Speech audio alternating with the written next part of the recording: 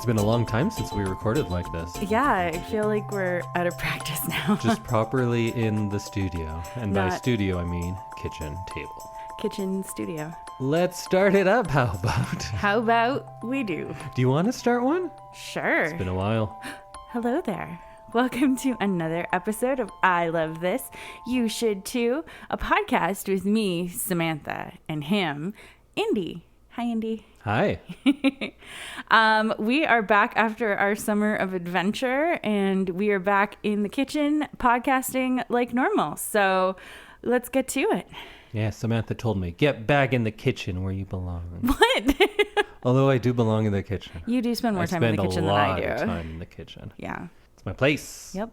There you go. One of those kitchen husbands. What are we doing, Sam? So we're gonna do this a little differently. But first we're gonna do some spoiler-free things of the week. Things of the week. It's been so long since I've had to do a thing of the week, and I picked mine like a year ago, and it was just sitting here, and I was ready to talk about it, and then I realized I'm not ready because I haven't watched it in about a year.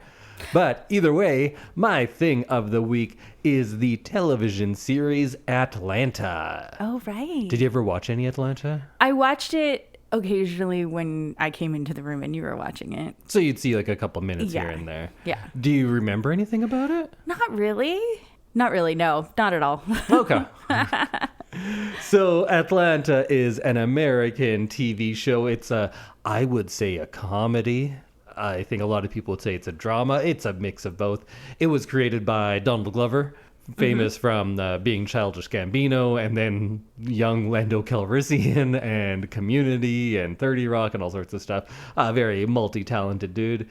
And he plays a character named Ern, who is a college dropout, who then goes to become a music manager for his cousin, who goes by the name of Paperboy, Alfred Miles, played by Brian Tyree Henry.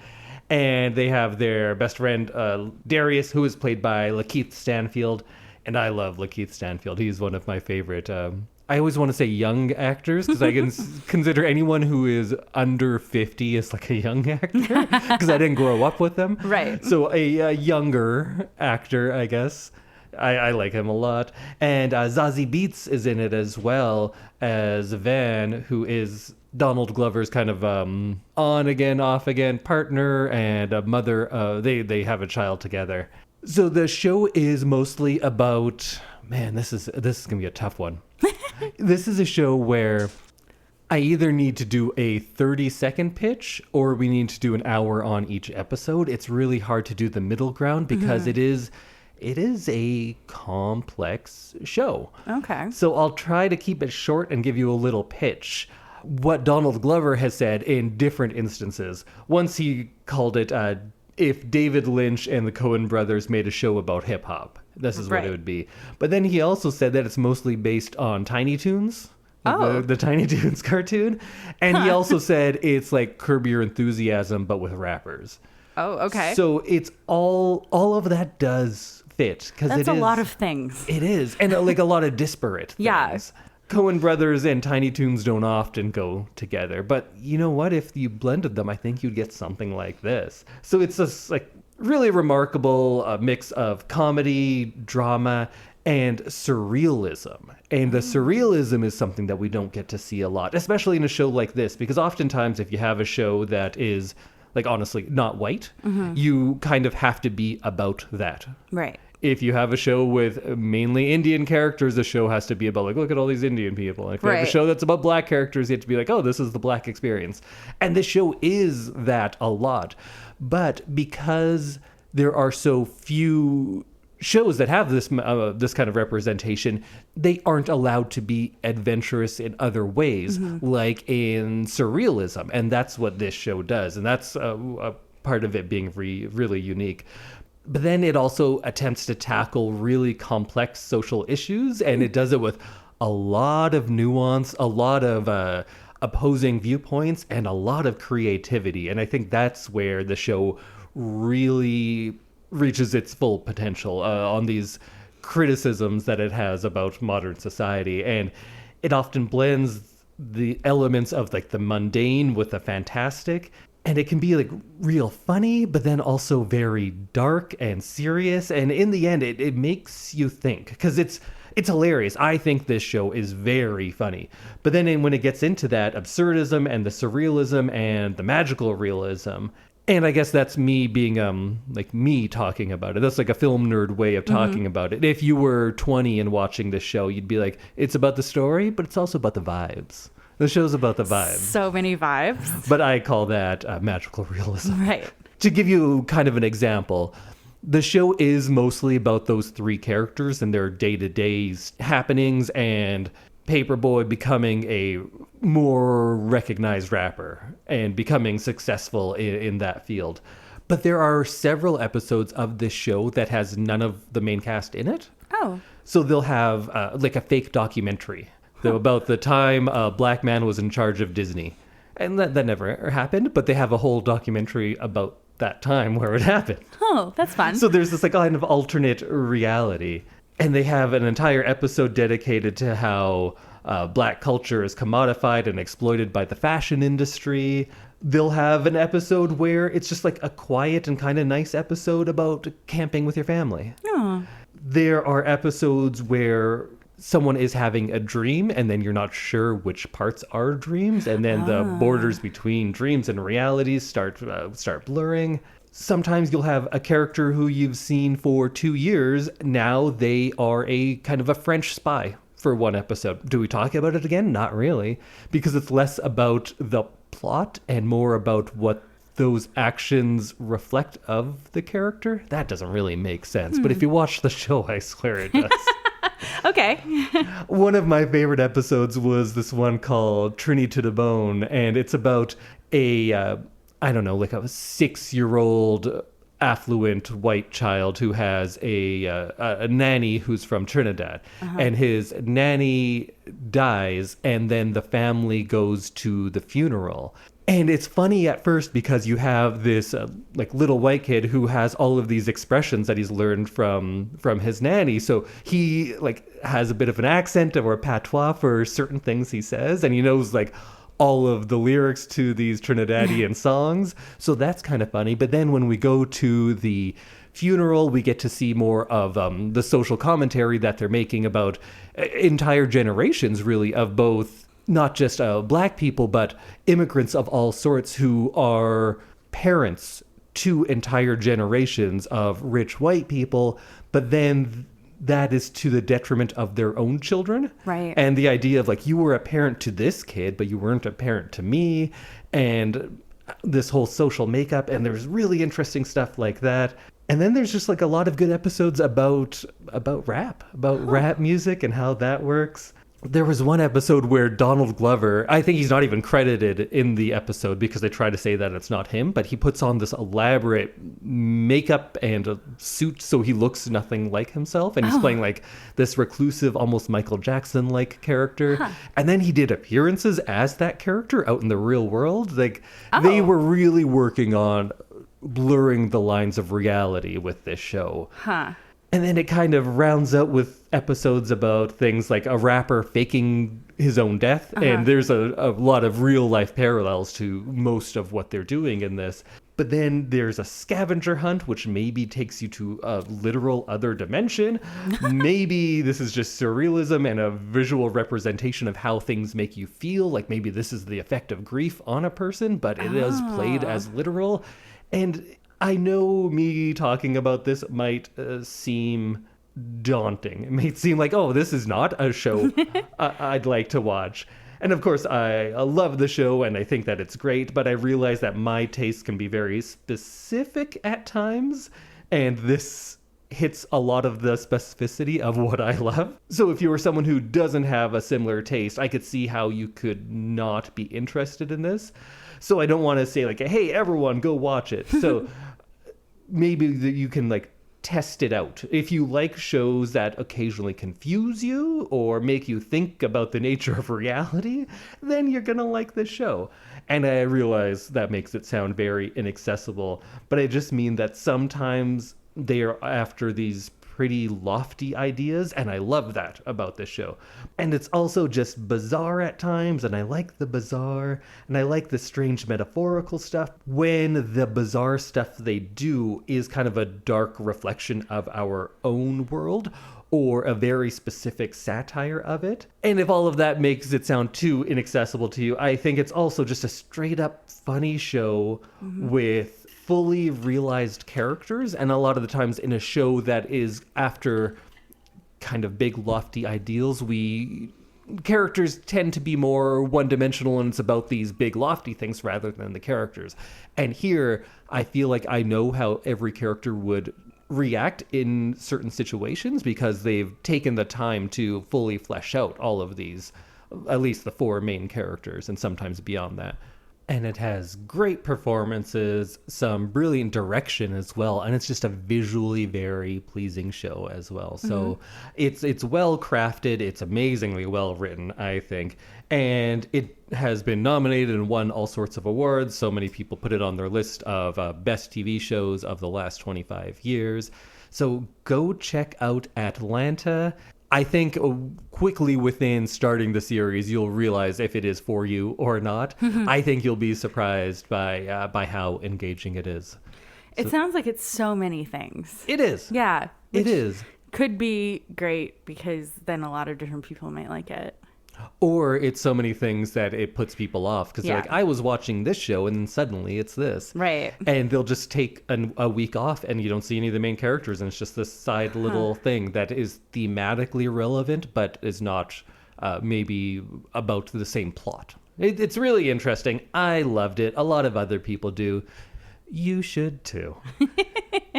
So that is Atlanta. It was, I think, an FX or FXX series, perhaps. So depending where you live, it's out there to watch somewhere. It might be around. Yeah. After talking about this, I might have to just rewatch it. It hasn't been that long ago since I watched it, but it is a lot to take in. So maybe a rewatch would be beneficial. That seems like a show where you could do a rewatch and see it totally differently. Maybe. Because you're looking at different things that time, but yeah. Or just get more from it, I guess. Get more from it, yeah. Yeah, so that is streaming on Disney Plus and other places. Go check it out. Awesome. All right, Sam, what is your thing of the fortnight? My thing of the fortnight is a book called The Things We Leave Unfinished, and it's by Rebecca Yarros, and it's about Georgia Stanton, who has to start her life over again after a divorce and has moved back to her hometown to kind of find herself. Her great-grandmother was an author and kind of had this huge fame that Georgia had moved away from. And then her great-grandmother passes away, and there's an unfinished book that everybody wants to release and finish. And she's fighting with the rest of her family to release it. And we get a ghostwriter who is hired, and he and Georgia don't get along. And while reading her great-grandmother's story that is unfinished, they find more common ground between them than they thought there would be. And fall in love. This is a really cool book just because you get Georgia's world, and then you also get Georgia's grandmother's world, and it kind of jumps back and forth, but the stories mirror each other in a big way. So it was a really nice read. It was pretty quick, and you should check it out. It's The Things We Leave Unfinished by Rebecca Yarros. Was this an audiobook listen for you? Yes. How did you like the audiobook? I liked it. It was such a good story that it kind of felt like almost like watching a TV show. Like you got like a lot of characters and people in it that were really interesting. And I really enjoyed listening to this one. And it was one of those ones where when it was over, I was like, oh, but I would want to know what happens more. So are there more in the series? I know you read a lot of series. This is the only one. Oh. So unfortunately, I don't get to know any more about it, but it was a fun listen. It's always interesting when authors or artists have things left unfinished. because I was a big Kafka fan, of course, in university, and all of his stuff was kind of like that. There's so much that had to be redone afterwards. I still really, really, really want to read John Steinbeck's werewolf book. He wrote a book on werewolves, and they have it, and they won't let it out. Oh. I love Steinbeck. I love werewolves. I think that'd be fun. That's a great crossover for you. The idea of just having a manuscript that wasn't quite finished is really interesting. And they realize that it's actually her great-grandmother's more of a journal than it is a book. So she ends up learning a lot about her family that she didn't know and that nobody kind of knows. So she didn't really want to release it at the beginning because she thought it was too personal. Oh. Yeah. So check it out. I'm reading Raymond Chandler novels right now. And I know his last one, I'm only on number 4. And his last one was half written by someone else. So I want to see if I can tell. Yeah. That's always interesting, the idea of ghostwriting and having to write in someone else's kind of style. Mm-hmm. It's interesting to me because I think that would be extremely hard to do. Well, I think if you're a writer, I think there's a certain freedom in it. I loved when I used to attempt to direct movies and TV and stuff. I loved doing things in someone else's style because it would kind of give you a guideline and you don't have to make as many decisions because you're like, oh, this is what they would do. Right. Yeah, that's an interesting idea. So, Indy, what are we watching for next week? So this month, rather than adhering to a certain theme, we thought we would try just to be a little more light, a little more loose with things. So I gave Sam a list of things that I was considering doing for my movie and let her pick. Right. So it was less of a I love this, you should too, and more something that Sam has heard me talk about and wants to see. Because I said, like, oh, we could do Blazing Saddles or The Birds. We haven't done any Hitchcock in a while. We've only done one Hitchcock. Some Goodfellas or Crybaby. I thought Clockers. We haven't done any. We did one Spike Lee.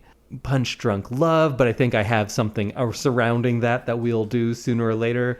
Some Singing in the Rain, but we've done some musicals recently. I didn't want to do a trilogy like Three Colors or The Godfather because that's too much time before Halloween. You gotta be ready for Halloween. Exactly. So of the big movies I had seen as a child, there are quite a few that you have not. Perhaps the biggest is Jurassic Park. Jurassic Park. I'm excited. I was probably a good age for when Jurassic Park came out. I was like 8 or 9, and it was huge. I also haven't seen it in quite some time. I think it's still good, and what I think is especially good is for a movie that came out in 93, yes, I want to say. 93. It looks good because a lot of 90s movies, special effects wise, because it was a huge steep climb through that time as things were getting to look much better. Yeah, things changed really quickly in that time. Really drastically when we started getting computer effects in. You can really tell what was at the beginning of that climb and what was closer to the end. Yeah. I think I remember Jurassic Park looking great, and I hope it still does. I hope it stands up. Because you had said something recently, and by recently I mean in the last 3 years, that you've seen Jurassic World? Yeah, one of the newer ones. You'd seen Jurassic World and not Jurassic Park, and I said, well, that must be remedied because I don't know how many Jurassic Park movies there are now. 5, 6, 7? Something like that, including the Jurassic World and everything. And from what I've seen, I think there's one good one, and that is Jurassic Park from 93. Lost World, rough. Jurassic Park 3, is that the one when the Tyrannosaurus is in the city at the end? That might be Lost World. I don't know. There's a lot of bad ones. I think the Jurassic World movies, which were worldwide successes, I think they're all kind of bad.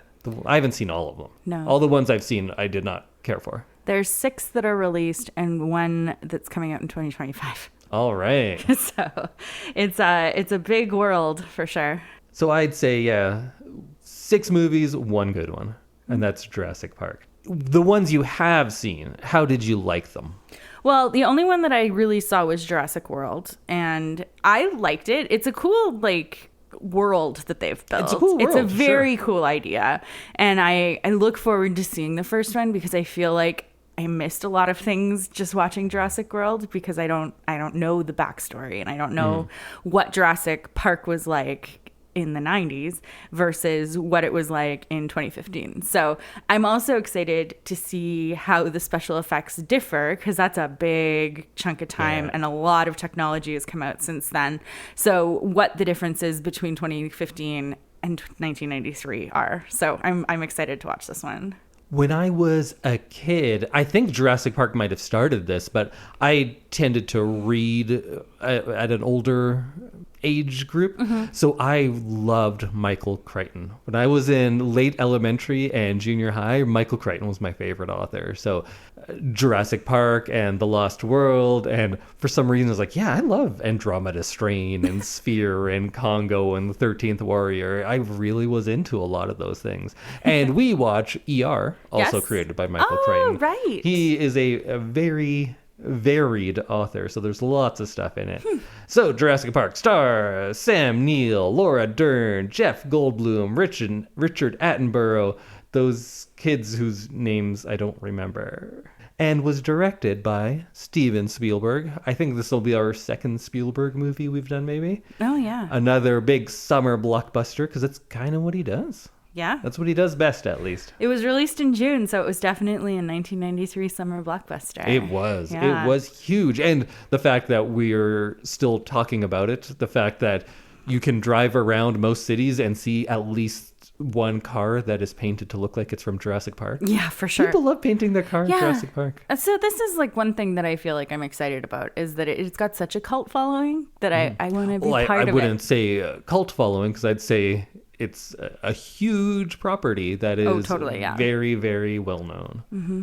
People love Jurassic Park, and perhaps you will too. Perfect. I hope I still do. Yeah.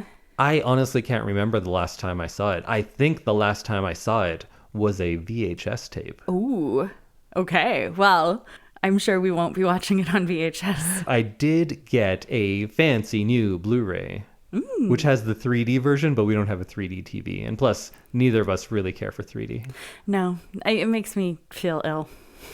It just looks a little out of focus to me. And I feel like when your eyes have to work that hard, you just never enjoy the movie as much. So currently it is streaming, at least in Canada, on Amazon Prime. I'm sure you can find this somewhere. Go to your library. It's a big movie. You'll be able to find it somewhere. And we are going to talk all about it next week. Any thoughts, hopes, predictions? I hope the dinosaurs have fun. You hope the dinosaurs have fun? Yeah. You want just everyone to have a good time? I just want everyone to have a nice time. All right. Yeah. What do you think the plot of Jurassic Park is? I think you probably know. I think, because I've seen Jurassic World, I kind of know, but I think the genetic stuff that they use to make the dinosaurs, that backfires on them and it goes awry. And they turn into dinosaurs. No, the dinosaurs get all unruly and crazy. Those unruly, crazy dinosaurs. They can't run amok. Trust them with anything. No, you They're really can't. They're just everywhere, doing their own thing. All right, so go check out Jurassic Park, the original from 1993. Watch it and come back next week when we get to chat all about it.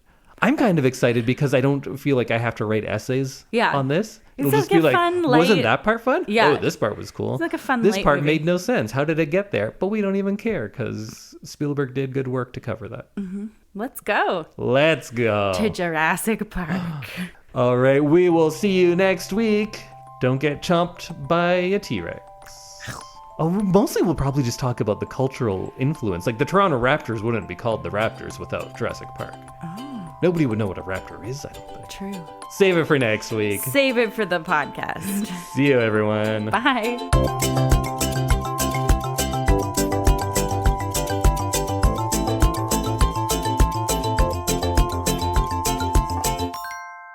Jurassic Park is the movie you're watching. I like this music. It's good.